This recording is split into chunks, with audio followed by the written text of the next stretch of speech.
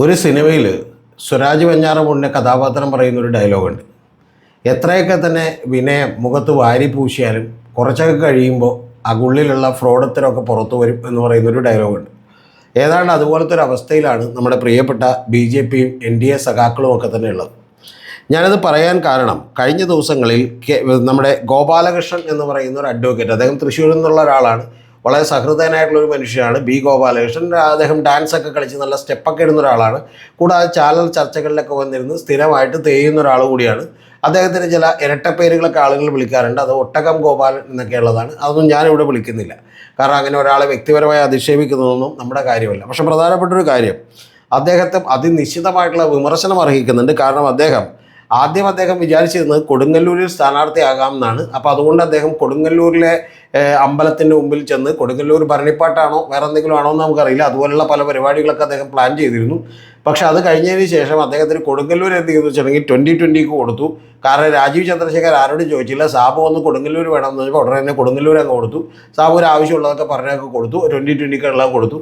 പിന്നെ BDJS ചോദിച്ചൊക്കെ കൊടുത്തു. അതിനുശേഷം ഇനി ബാക്കിയുള്ള മണ്ഡലങ്ങളാണ് ആകെ വിധിക്കാൻ വെച്ചത്. അപ്പോൾ ഗോപാലകൃഷ്ണൻ ആണെങ്കിൽ എവിടെയെങ്കിലും മത്സരിച്ചേ മതിയാവുള്ളൂ. കാരണം ഈ മത്സരിക്കുന്നത് തന്നെ ചില ലാഭകരമായ ചില ബിസിനസ്സാണ്, ലാഭകരമായ കാര്യമാണ്. അപ്പോൾ അതിൻ്റെ വിശദാംശങ്ങളിലേക്ക് ഞാൻ കിടക്കുന്നില്ല. അപ്പോൾ കാരണം ഇവർ മത്സരിക്കുന്നവർക്കറിയാം എന്തായാലും തോക്കുമെന്ന്. അതുകൊണ്ട് പ്രചരണത്തിന് വലിയ തോതിലുള്ള പണമൊന്നും ചിലവഴിക്കേണ്ട ആവശ്യമില്ല. എന്നാൽ വലിയ തോതിലുള്ള പണം ലഭ്യമാവുകയും ചെയ്യും BJPയുടെ ഭാഗത്തു നിന്നാവുക. പക്ഷേ അങ്ങനെയൊക്കെ ഉള്ളതുകൊണ്ട് തന്നെ ഗോപാലകൃഷ്ണനെ പോലെ ഈ BJPക്കകത്തൊക്കെ തന്നെ തോക്കാൻ വേണ്ടി മത്സരിക്കാൻ പോലും ആളുകളുടെ ഇടിയാണ് എന്നുള്ളത് നമുക്കറിയാം. അപ്പോൾ ആ ഗോപാലകൃഷ്ണൻ്റെ ലീലകൾ, ഗോപാലകൃഷ്ണൻ എന്ന് പറഞ്ഞിട്ടുണ്ടെങ്കിൽ ശ്രീകൃഷ്ണൻ്റെ അടുത്ത പര്യായപദമാണ്. ലീലകൾ ഉണ്ടാകുമെന്നുള്ളത് നമുക്കറിയാവുന്ന കാര്യമാണ്. പക്ഷേ ഗോപാലകൃഷ്ണ ഇത് ഭഗവാന്റെ ലീലകളല്ല, പകരം ഈ പറയുന്ന പോലെ വർഗീയ ലീലകളായി പോയി എന്നാണ് പറയാനുള്ളത്. അതിൻ്റെ പ്രധാനപ്പെട്ട കാരണം, അദ്ദേഹം അവിടെ സ്ഥാനാർത്ഥിയാക്കാൻ തീരുമാനിച്ചത് ഗുരുവായൂരാണ്. ഗുരുവായൂർ സ്ഥാനാർത്ഥിയാക്കാൻ തീരുമാനിച്ചപ്പോൾ തന്നെ അമ്പലത്തിൻ്റെ നടയിൽ ചെന്ന് അദ്ദേഹം ഒരു ഗംഭീരമായിട്ടുള്ള വീഡിയോ എടുത്തു. എന്ന് പറഞ്ഞാൽ കേരളത്തെ എങ്ങനെ വർഗീയമായി ചിന്തിപ്പിക്കാം എന്ന് ചിന്തിക്കുന്ന ഒരു വീഡിയോ ആണ്. അതായത് കഴിഞ്ഞ കുറേ കൊല്ലങ്ങളായിട്ട് ഗുരുവായൂരിൽ നിന്ന് ഒരു ഹിന്ദു MLA ഉണ്ടായിട്ടില്ല എന്നാണ് പറഞ്ഞേക്കുന്നത്. ഇപ്പോൾ അത് കേസായിട്ടുണ്ട്.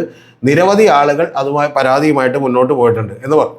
മതപരമായ വംശീയമായിട്ടുള്ള ഇത്തരത്തിലുള്ള വിഭജനങ്ങളൊക്കെ നിയമപരമായി എതിരാണ്. നിയമപരമായി ഇനി എന്ത് നടപടിയെടുക്കും എന്നുള്ളതൊന്നും നമുക്കറിയില്ല. അതിപ്പോൾ ഇലക്ഷൻ കമ്മീഷനൊന്നും വലിയ നടപടിയെടുക്കാനൊന്നും സാധ്യതകളില്ല. കാരണം ഇതിനേക്കാൾ വലിയ പരാമർശം നരേന്ദ്രമോദിയൊക്കെ തന്നെ പല ഘട്ടങ്ങളിലും നടത്തിയിട്ടുണ്ട് എന്നുള്ളത് നമുക്കറിയാം. പക്ഷേ നിയമപരമായ ലൂപ്പ് ഹോളുകളൊക്കെ നോക്കിക്കൊണ്ടായിരിക്കും ഓരോ തരത്തിലുള്ള പരാമർശങ്ങൾ നടക്കുക. ഒന്നാമത്തത്, ഗോപാലകൃഷ്ണൻ പറഞ്ഞേക്കുന്ന കാര്യം കറക്റ്റല്ല. കാരണം ഗുരുവായൂർ എന്ന് പറയുന്ന ഒരു ഹിന്ദു ഭൂരിപക്ഷ മണ്ഡലമല്ല. ഇനി അങ്ങനെ ഹിന്ദു ഭൂരിപക്ഷ മണ്ഡലമാണ്, അല്ലെങ്കിൽ ക്രിസ്ത്യൻ ഭൂരിപക്ഷ മണ്ഡലമാണ്, മുസ്ലിം ഭൂരിപക്ഷ മണ്ഡലമാണെങ്കിൽ അവിടെ മുസ്ലിം സമുദായത്തിലെ ആളുകൾ തന്നെ വരണം എന്നൊന്നും വിചാരിച്ചിട്ടല്ലല്ലോ എൻ്റെ പ്രിയപ്പെട്ട ഗോപാലകൃഷ്ണൻ നിൽക്കുന്നത്. അങ്ങനെയാണെങ്കിൽ ഈഴവ ഭൂരിപക്ഷ മണ്ഡലങ്ങളിൽ നിങ്ങൾ മത്സരിപ്പിക്കുന്നത് ഈഴവരായിട്ടുള്ള കാൻഡിഡേറ്റിനെയാണോ? അപ്പോൾ അതുകൊണ്ട് നിങ്ങൾ ഈ വിഭാഗീയത പറയുമ്പോൾ ഇത് ഹിന്ദു മതത്തിനകത്തുള്ള മറ്റു വലിയ വിഭാഗതകളൊക്കെ പുറത്തേക്ക് വരും എന്നുള്ളത് കൂടി നിങ്ങൾ മനസ്സിലാക്കണം. പിന്നെ ഗോപാലകൃഷ്ണൻ ഇത് ആദ്യമായിട്ടല്ല ഇങ്ങനെ പറയുന്നത്. ഗോപാലകൃഷ്ണൻ്റെ ധിക്കാരവും അഹങ്കാരവും ഒക്കെ പലപ്പോഴും നമ്മൾ കണ്ടിട്ടുണ്ട്. അതായത് ഈ പറയുന്ന സുരേഷ് ഗോപിയെ ജയിപ്പിക്കാൻ വേണ്ടിയിട്ട് 1,80,000 വരുന്ന കള്ളവോട്ടുകൾ തൃശ്ശൂരിൽ ചേർത്തു എന്ന് പറഞ്ഞൊരു ചർച്ചയ്ക്ക് വന്നിരിക്കുമ്പോൾ വളരെ ധീരനായി, വളരെ ഈ പറഞ്ഞ പോലെ മാസ് ഡയലോഗ് അടിച്ച ഒരാളാണ് ഗോപാലകൃഷ്ണൻ. ഗോപാലകൃഷ്ണൻ പറയുന്നത്, നമ്മൾ ജമ്മു കാശ്മീരിൽ നിന്ന് വരെയുള്ള ആളുകളെ കൊണ്ടുവന്ന് തൃശ്ശൂർ താമസിപ്പിക്കും, എന്നിട്ട് വോട്ട് ചെയ്യിപ്പിക്കും, നിങ്ങൾക്ക് എന്താ ചെയ്യാൻ പറ്റുക ചെയ്യുന്നതാണ്. അപ്പോൾ അതിൽ നിയമപരമായി തെറ്റൊന്നുമില്ല. കാരണം ഇവരുടെ കയ്യിൽ ഒരുപാട് കാശ് ഇലക്ട്രൽ ബോണ്ട് വഴിയൊക്കെ മേടിച്ചു വെച്ചിട്ടുള്ളതുകൊണ്ടും ഇതുപോലെ ഈ പറഞ്ഞ പോലെ എന്ത് ചെയ്യാൻ മടിയില്ലാത്തതുകൊണ്ടും വേണമെങ്കിൽ കന്യാകുമാരി വരെ കാസർഗോഡ് വരെയുള്ളവരെയും വേണമെങ്കിൽ ജമ്മു കാശ്മീരിൽ നിന്നുള്ളവരെയും ഇനിയിപ്പോൾ നമ്മൾ ഏതാണ്ട് ഇലക്ട്രൽ ബോണ്ടിലൊക്കെ കണ്ട പോലെ വെനസ്വേലയിൽ നിന്നോ വേറെ ഏതെങ്കിലും രാജ്യത്തു നിന്നുള്ള വനിതകളെയൊക്കെ കൊണ്ടുവന്നും വേണമെങ്കിൽ പേര് ചേർക്കാം. പക്ഷേ പ്രധാനപ്പെട്ടൊരു കാര്യമുള്ളത്, ഇതൊക്കെ ധാർമ്മികമായി തെറ്റാണ് എന്ന് മനസ്സിലാക്കാനുള്ള ബോധ്യം കേരളത്തിലെ ജനതയ്ക്കുണ്ട്. അതുകൊണ്ട് ഈ പെപ്പടി വിദ്യയും ഈ പറയുന്ന പോലെ വർഗീയ പരാമർശമൊന്നും ജയിക്കില്ല. സത്യത്തിൽ ഞാൻ ഞെട്ടിപ്പോയൊരു കാര്യമാണ് കേരളത്തിലെ തെരഞ്ഞെടുപ്പ്. കാരണം കേരളത്തിൽ തെരഞ്ഞെടുപ്പ് നടക്കുമ്പോൾ BJPയും NDA ഒക്കെ പറഞ്ഞുകൊണ്ടിരുന്നത് നെഗറ്റീവായിട്ടുള്ള കാര്യങ്ങളൊന്നും ഞങ്ങൾ പറയില്ല എന്നും ഞങ്ങൾ വികസനമാണ് മുന്നോട്ട് വെക്കാൻ പോകുന്നത് എന്നുമൊക്കെ പറഞ്ഞുകൊണ്ട് നിരവധി ഹോർഡിംഗ് ഒക്കെ വെച്ചിരുന്നു. അപ്പോൾ നമ്മൾ വലിയ ആശ്വാസം കൊണ്ട് ഇവരെങ്ങാനും മാറിയോ എന്നുള്ളത് നമ്മൾ വിചാരിച്ചു. പക്ഷേ അത് വെറും മുഖം മൂടിയായിരുന്നു എന്ന് നമുക്ക് മനസ്സിലാകുന്നത് ഈ പറയുന്ന നമ്മുടെ ഗോപാലകൃഷ്ണൻ്റെ ലീലകൾ തുടരുന്നത് കൊണ്ടാണ്. അപ്പോൾ ഗോപാലകൃഷ്ണൻ വർഗീയമായൊരു ചേരിതിരുണ്ടാക്കി കുറച്ചും കൂടി വോട്ടുകൾ സമാഹരിക്കാൻ കഴിയുമോ? ജയിക്കൂലെന്ന് ഗോപാലകൃഷ്ണനെ അറിയാം. പക്ഷേ സമാഹരിക്കാൻ കഴിയുമോ എന്നുള്ള പരിശ്രമത്തിലാണ്. യഥാർത്ഥത്തിൽ അതിപ്പോൾ കേസായിട്ടുണ്ട്. അതുകൊണ്ട് അദ്ദേഹത്തിനൊരു ചാനലിലൊക്കെ തന്നെ കുറച്ചുകൂടി ഒരു എയർ ടൈം കുറച്ചുകൂടി കൂടുതൽ കിട്ടും. അതും അദ്ദേഹത്തിൻ്റെ ഉദ്ദേശമാണ്. അപ്പോൾ ഇത്തരത്തിലുള്ള ഉദ്ദേശങ്ങളൊക്കെ നയിക്കും. കൂടാതെ അദ്ദേഹത്തിൻ്റെ ഡാൻസും ഒക്കെ നമുക്ക് കാണാം. പക്ഷേ പ്രധാനപ്പെട്ട ഒരു കാര്യം, ഗോപാലകൃഷ്ണ ഇതുപോലെയുള്ള ലീലകളുമായിട്ടും കേരളത്തിലേക്ക് വരരുത്.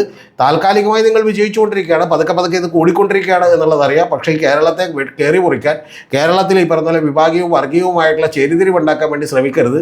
ഇതൊക്കെ പറയുമ്പോൾ അഭിമാനാർഹമായിട്ടുള്ള ചില മണ്ഡലങ്ങൾ കൂടി കേരളത്തിലുണ്ട്. വളരെ ഹിന്ദു ഭൂരിപക്ഷമുള്ള, വളരെ ഈ പറഞ്ഞ പോലെ നായർ വോട്ടുകളുള്ള ഒരു മണ്ഡലമാണ് യഥാർത്ഥത്തിൽ അമ്പലപ്പുഴ എന്ന് പറയുന്നത്. പക്ഷേ അമ്പലപ്പുഴയിൽ CPM പോലുള്ള ആളുകൾ എപ്പോഴും സ്ഥാനാർത്ഥി ഇട്ടിട്ടുള്ളത് എച്ച് സലാമിനെയാണ്. ആ എച്ച് സലാം അവിടെ നിന്ന് വലിയ ഭൂരിപക്ഷത്തോടുകൂടി ജയിക്കുകയും ചെയ്യാറുണ്ട്. അപ്പോൾ അത്തരത്തിലുള്ള നിരവധി മണ്ഡലങ്ങൾ കൂടി ഇവിടെ ഉണ്ട്. പക്ഷേ എല്ലാവരും തന്നെ ഇതുപോലെ ജാതി മത സമവാക്യങ്ങളൊക്കെ നോക്കി തന്നെയാണ് ആളുകൾ ഇടുന്നത്. പക്ഷേ അതിനും അപ്പുറത്തേക്കുള്ള വർഗീയ ചേരിതിരിവിന് വേണ്ടിയിട്ടുള്ള ഇത്തരത്തിലുള്ള ഉടായ്പ പണികളുമായിട്ട് ഗോപാലകൃഷ്ണൻ ചേട്ടൻ ഇറക്കരുത്.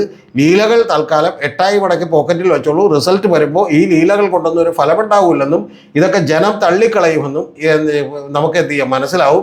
അത് കഴിയുമ്പോഴെങ്കിലും വീണ്ടും ഈ പരിപാടി നിർത്തുമെന്ന് ഞാൻ വിചാരിക്കുന്നില്ല. പക്ഷേ അടുത്ത 2031 തെരഞ്ഞെടുപ്പിലും ഇതേ പരിപാടി കുറച്ചുകൂടി ആവേശത്തോടും കുറച്ചുകൂടി വർദ്ധിത വീര്യത്തോടും കൂടി എടുക്കാൻ കഴിയും. ആ സമയം കൊണ്ട് ഇവർ ഏതാണ്ട് കുറച്ച് പേരെ കൂടി അവരുടെ ലെവലിലേക്കുള്ള ആളുകളെ ആക്കി മാറ്റാൻ കഴിഞ്ഞിട്ടുണ്ടാവും, വർഗീയമായി ചേരിതിരിവുണ്ടാക്കാൻ കഴിഞ്ഞിട്ടുണ്ടാവും എന്നാണ് ഞാൻ പ്രതീക്ഷിക്കുന്നത്.